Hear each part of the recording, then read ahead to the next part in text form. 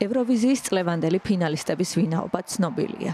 მეორე ნახევარფინალი დასრულებულია, რაც იმას ნიშნავს, რომ ძალიან მალე მილიონობით მაყურებელი ერთ-ერთი ყველაზე შთამბეჭდავი მუსიკალური კონკურსის ფინალს იხილავს, სადაც 26 ქვეყნის წარმომადგენელი გამარჯვებისთვის იბრძოლებს. მეორე ნახევარფინალში 16 ქვეყნის წარმომადგენელი მონაწილეობდა.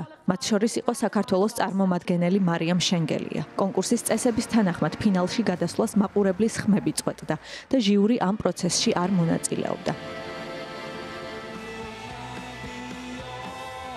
მუსიკალური კონკურსის მეორე ნახევარფინალიდან ფინალურ ეტაპზე გადასვლა შეძლეს ლიეტუვის, ისრაელის, სომხეთის, დანიის, ავსტრიის, ლუქსემბურგის, ფინეთის, საბერძნეთის, ლატვიისა და მალტის წარმომადგენლებმა.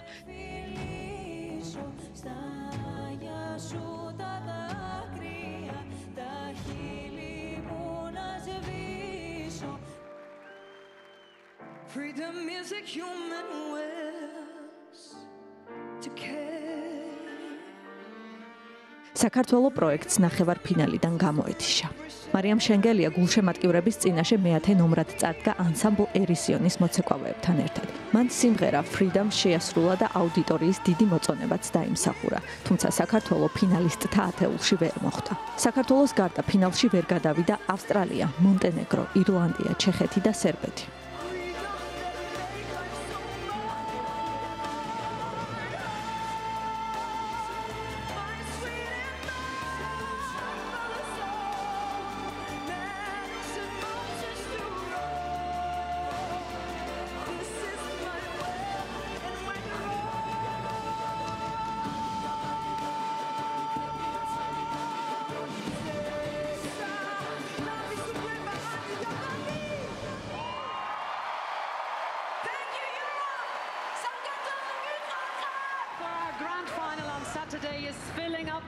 ფინალურ ეტაპზე გადასულთა ვინაობის დასახელებამ დარბაზში დიდი ოვაციები გამოიწვია.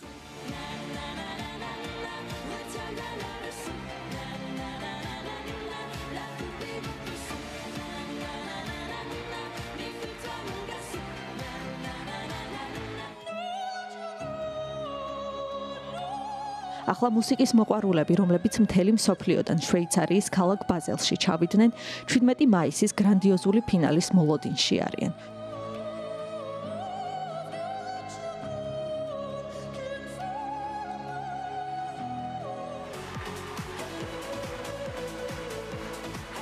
კონკურსის გზავნილი კი უცვლელია. მუსიკა აერთიანებს.